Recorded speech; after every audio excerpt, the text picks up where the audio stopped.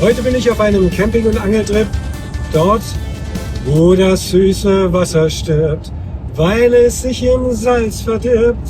Ja, auf diesem Angeltrip war selbst ich mal optimistisch gestimmt, in freudiger Erwartung auf jede Menge Fänge. Zumindest hat mir das verschiedene KIs unzweifelhaft in Aussicht gestellt und diesmal wollte ich es eben glauben.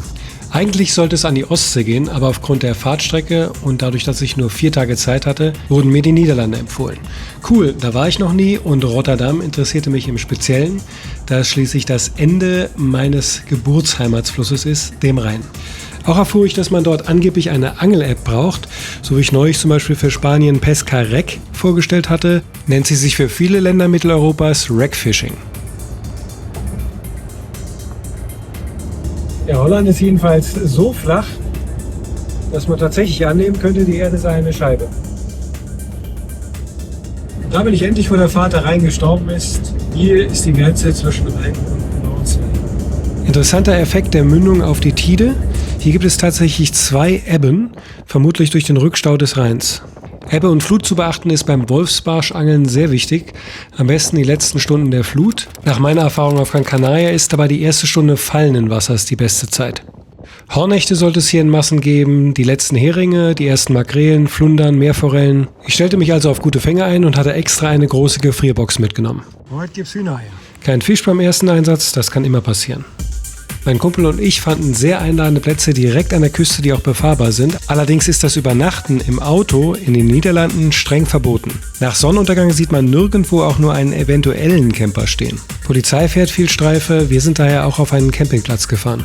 Mich würde eure Erfahrung mit dem Freistehen in den Niederlanden speziell an der Küste interessieren. Schreibt es bitte in die Kommentare. Und mich hat schon immer interessiert, wo hört eigentlich der Rhein auf, beziehungsweise wo geht's hin mit dem Wasser?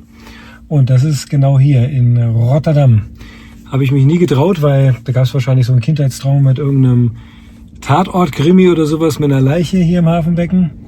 Das Delta ist relativ groß und ich bin schon gespannt, ob ich hier was fange. Tatsächlich ist das hier auch jetzt die Nordsee.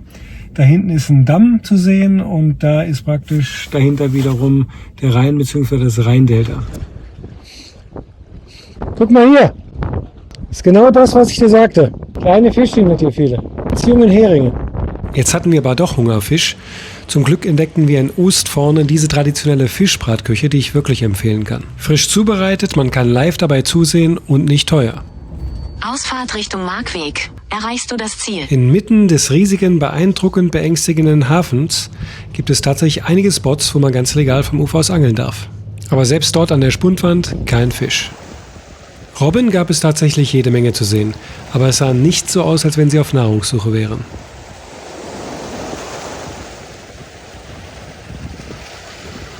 Traumhafte Seabass-Spots, alle fischleer. Steinpackungen, Hafen, Sand, Kies, nichts zu machen.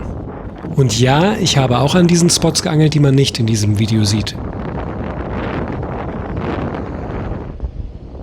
Hi.